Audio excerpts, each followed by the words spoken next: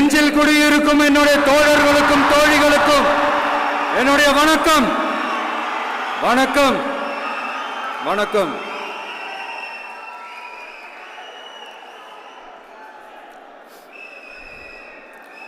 கதறல் சத்தம்லாம் எப்படி இருக்கு?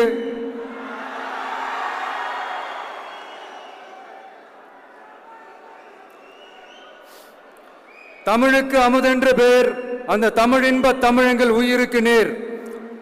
இன்னைக்கு தமிழ்நாடு இருக்கிற சூழல்ல நாம் ஒரு புதிய வரலாற்றை படைப்பதற்கு தயாராக வேண்டிய அவசியத்தை நீங்க எல்லாருமே நல்லா புரிஞ்சு வச்சிட்டு இருப்பீங்கன்னு நான் நம்புறேன். அரசியல்னா என்னங்க? ஒவ்வொரு குடும்பமும் நல்லா வாழணும்னு நினைக்கிறது அரசியலா? இல்ல ஒரே ஒரு குடும்பம் மட்டும் தமிழ்நாட்டை சுரண்டி நல்லா வாழணும்னு நினைக்கிறது அரசியலா? நீங்களே சொல்லுங்க, எது அரசியல்? எல்லாருக்கும் நல்லது நடக்கிறது தானே அரசியல். அதுதான் நம்ம அரசியலும். காட்சிக்கு திராவிடம், ஆட்சிக்கு திராவிட மாடல்னு தினம் தினம் மக்கள் பிரச்சனைகளை மடைமாற்றி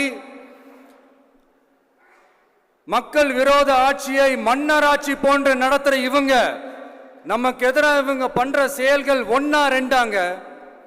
மாநாட்டில் ஆரம்பிச்சதுங்க. மாநாட்டில் ஆரம்பிச்சு அதுக்கப்புறமா நான் கலந்துக்கிட்ட அந்த புத்தக வெளியீட்டு விழா, நான் பறந்தூர் போன அன்னைக்கு நம்மளுடைய 2ஆம் ஆண்டு துவக்க விழா அன்னைக்கெல்லாம் சிட்டிக்குள்ள எந்த ஹாலும் எந்த கல்யாண மண்டபம் கொடுத்துடக்கூடாதுன்னு அங்க போய் மகாபலிபுரத்தில் போய் அந்த ஃபங்க்ஷனை பண்றோம். ஏன் இன்னைக்கு பொதுக்குழு வரைக்கும் எங்கெல்லாம் எப்படியெல்லாம் தடைகள்?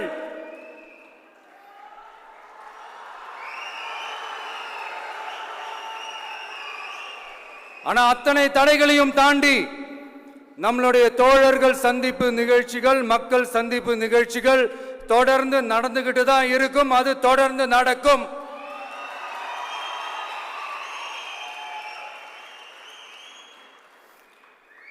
நம்மளுடைய தோழர்கள் அர்ஜுன் பிரதர், நிர்மல் குமார் பிரதர், நம்ம ரமேஷ் பிரதர், இவங்கெல்லாம் போட்டு அடி அடி நடிக்கிறாங்க. நாமளும் அதே மாதிரி அடிக்கணுமான்னு மனசுக்குள்ள ஒரு யோசனையா தான் இருக்கு.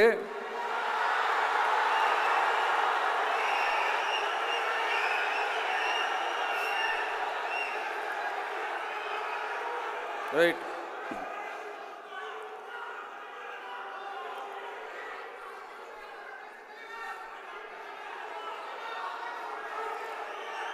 ஓகே, ரைட்டு, புரிஞ்சிச்சு.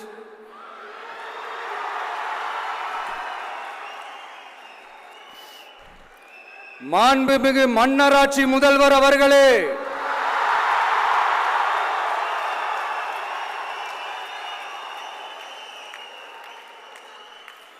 மாண்புமிகு திரு முத்துவேல் கருணாநிதி ஸ்டாலின் அவர்களே,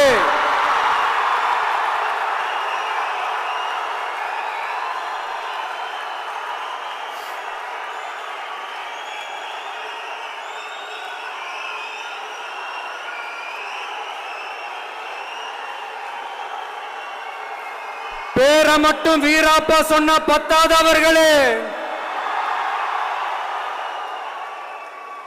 செயல்லையும் ஆட்சியிலையும் அதை காட்டணும் அவர்களே. ஒன்றியத்தில் பாஜக ஆட்சியை ஒரு பாசிச ஆட்சின்னு அடிக்கடி அறைகூவல் விடுத்து விட்டு இங்க நீங்க பண்ற ஆட்சி மட்டும் என்னவா? அதுக்கு கொஞ்சம் கூட குறைவில்லாத அதே பாசிச ஆட்சி தானே. ஒரு கட்சி தலைவனா ஜனநாயக முறைப்படி என் கழக தோழர்களையும் என் நாட்டு மக்களையும் பார்க்கறதுக்கோ சந்திக்கிறதுக்கோ தடை போடுறதுக்கு நீங்க யாருங்க?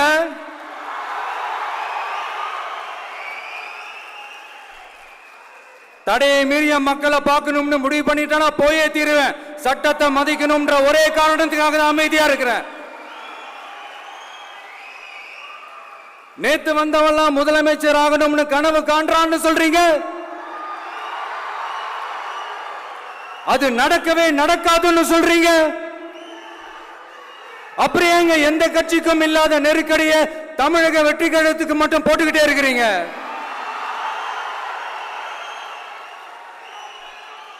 அணை போட்டு ஆத்த வேண்டும்னா தடுக்கலாம், காத்த தடுக்க முடியாது. அதையும் மீறி தடுக்கணும்னு நினைச்சீங்கன்னா சாதாரணமா இருக்கிற காத்து சூறாவளியா மாறும்.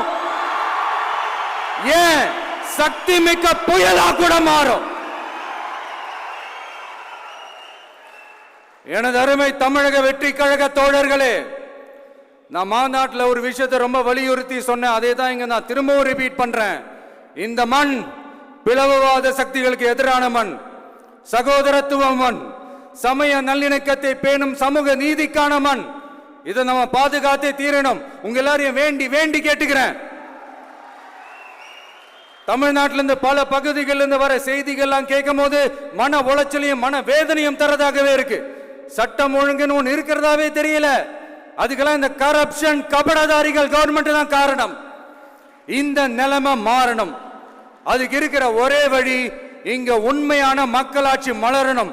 அது வரணும்னா இவங்கள மாத்தணும்.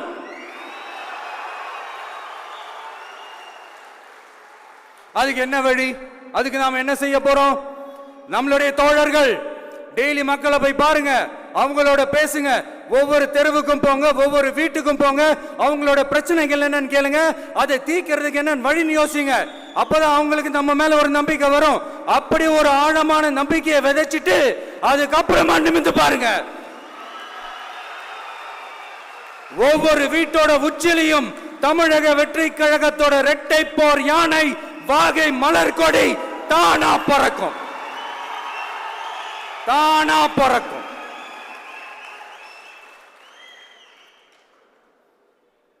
மாண்புமிகு மன்னராட்சி முதல்வர் அவர்களே, உங்க ஆட்சியை பத்தி கேள்வி கேட்டா மட்டும் ஏன் சார் உங்களுக்கு இவ்வளவு கோபம் வருது?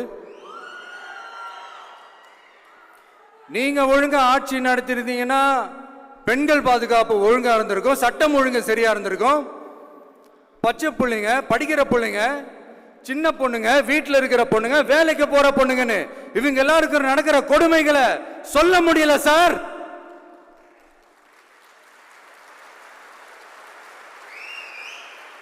இதுல வேற உங்களை அப்பான்னு வேற கூப்பிடுறாங்கன்னு சொல்றீங்க.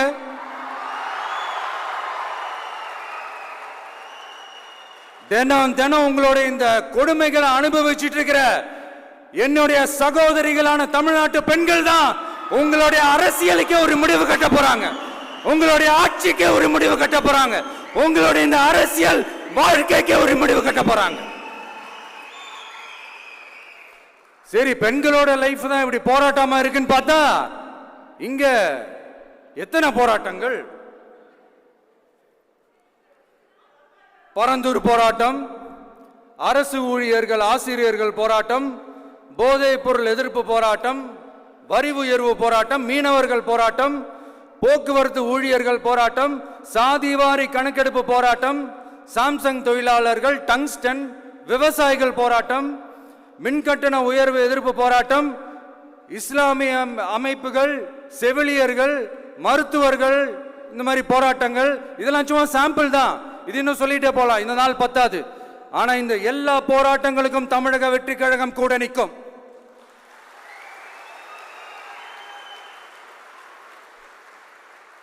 இங்க நீங்க தான் இப்படின்னா அங்க அவங்க யாரு? உங்க சீக்ரெட் ஓனர். அவங்க உங்களுக்கும் மேல மாண்புமிகு திரு மோடிஜி அவர்களே,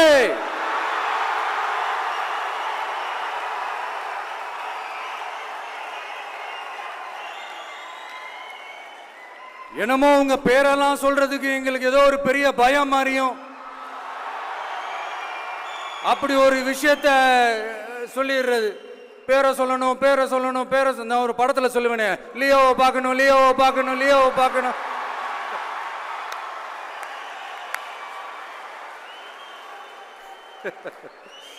இல்ல இல்ல, சத்தியமா அப்படிதாங்க இருக்கு.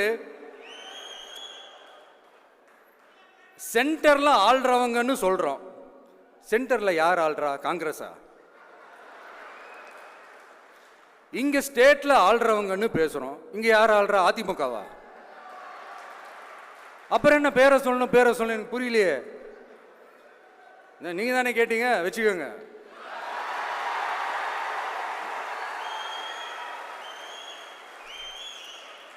ஓட்டுக்காக காங்கிரஸ் கூட தேர்தல் கூட்டணி, கொள்ளையடிக்கிறதுக்காக உங்களோட அதாவது பாஜகவோட மறைமுக அரசியல் கூட்டணி, இப்படி உங்க பேரை சொல்லியே மக்களை ஏமாத்துறதும் உங்க பேரை சொல்லியே மக்களை பயமுறுத்துறதும், இப்படி இந்த கரப்ஷன் கபடதாரிகளுக்கு மறைமுகமாக உதவும் உங்க அரசுக்கு ஏஞ்சி தமிழ்நாடு தமிழர்கள்னாலே அலர்ஜி.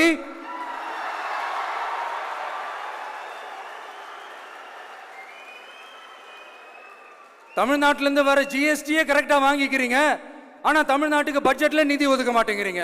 இங்க படிக்கிற நம்ம பிள்ளைங்களோட படிப்புக்கு நிதி ஒதுக்க மாட்டேங்கிறீங்க, ஆனா மும்மொழி கொள்கையை திணிக்கிறீங்க. டீலிமிட்டேஷன் என்ற பேர்ல தமிழ்நாட்டோட பார்லிமெண்ட் சீட்ஸ்லையும் கை வைக்க பாக்குறீங்க. ஒரே நாடு ஒரே தேர்தல் நீங்க ஸ்டார்ட் பண்ணப்பவே புரிஞ்சிருச்சு பிரதமர் சார் உங்க பிளான் என்னன்னு, எங்கெல்லாம் எப்படியெல்லாம் எந்த திசைகள் எல்லாம் இந்த நாட்டை கொண்டு போலாம்னு. சார் உங்ககிட்ட நாங்க சொல்லிக்கிறதெல்லாம்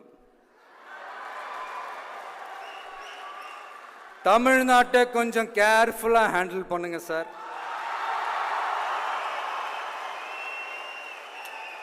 ஏன்னா தமிழ்நாடு பல பேருக்கு தண்ணி காட்டின ஸ்டேட் சார், பல பேருக்கு தண்ணி காட்டின ஸ்டேட் சார். பார்த்து செய்யுங்க சார், மறந்துடாதீங்க சார்.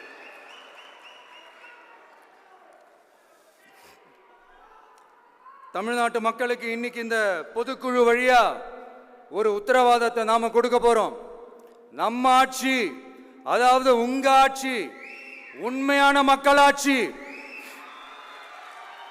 தமிழக வெற்றி கழகம் தலைமையிலான அறுதி பெரும்பான்மை பெற்ற ஆட்சி, அதே சமயத்தில் அதிகார பகிர்வுடன் கூடிய ஆட்சி. அப்படி இந்த ஆட்சி அமைஞ்சதும் பெண்கள் பாதுகாப்பை 100% உறுதி செய்வோம்.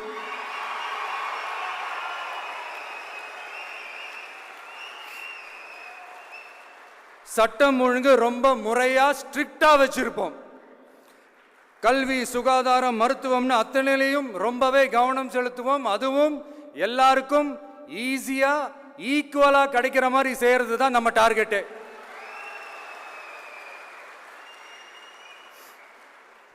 அரசு ஊழியர்கள், ஆசிரியர்கள், போக்குவரத்து தொழிலாளர்கள், மின்சார வாரிய ஊழியர்கள்னு தொழிலாளர்கள் பக்கமும் நாம கண்டிப்பா துணையா நிற்போம்.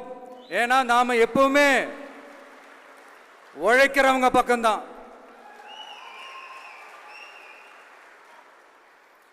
நம்ம தமிழ்நாடு விவசாய பூமி, இயற்கை வளங்கள் நிறைந்த மண்.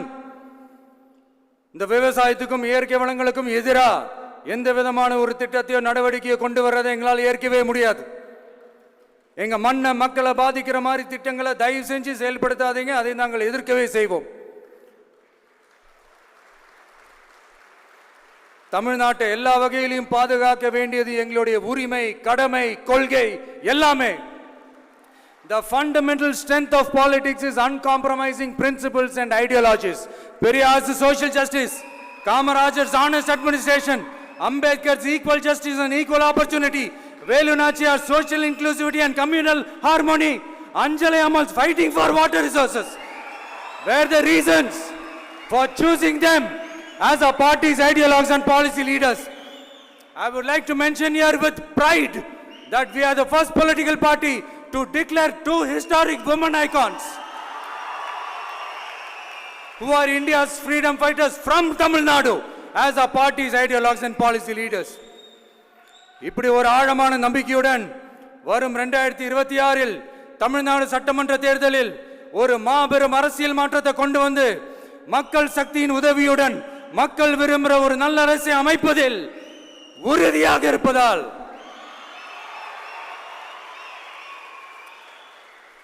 அதை தடுக்கிறதுக்குன்னு சில பேர் பகல் கனவு காண்பார்கள் இல்லையா? அவங்க எல்லாருக்குமே சொல்லிக்கிறது ஒண்ணுதான், காற்று, மழை, வெயில், இயற்கையை யாரால் கட்டுப்படுத்த முடியும்? யாரால் தடுக்க முடியும்? இவை எல்லாம் கடவுளால் உருவாக்கப்பட்டவை. அப்படிதான் எம் மக்களுக்கான அரசியலையும் யாராலும் தடுக்க முடியாது. அரசியல் சூறாவளியையும் தேர்தல் சுனாமியையும் தடுப்பார் எவர். அப்படிதான் எம் மக்களுக்கான அரசியலையும் அந்த வெற்றியையும் யாராலும் தடுக்க முடியாது. அப்படி தடுக்கணும்னு நினைக்கிறவங்களோட கனவு ஒரு நாளும் மெய்ப்படாது. Before concluding my speech, few words from William Blake. Men may come, men may go, but I go on forever.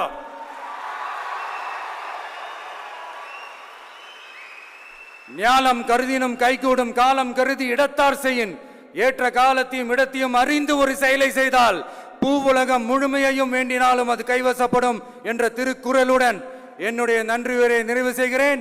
பார்த்துக்கிட்டே இருங்க. அடுத்த வருஷம் இது வரைக்கும் தமிழ்நாடு சந்திக்காத ஒரு வித்தியாசமான ஒரு தேர்தலை சந்திக்கும்.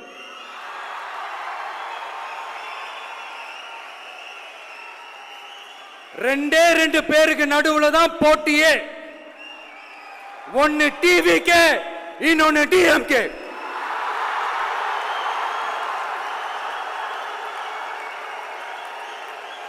கான்பிடண்டா இருங்க, நல்லதே நடக்கும், வெற்றி நிச்சயம். மீண்டும் சந்திக்கும் வரை நன்றி, வணக்கம்.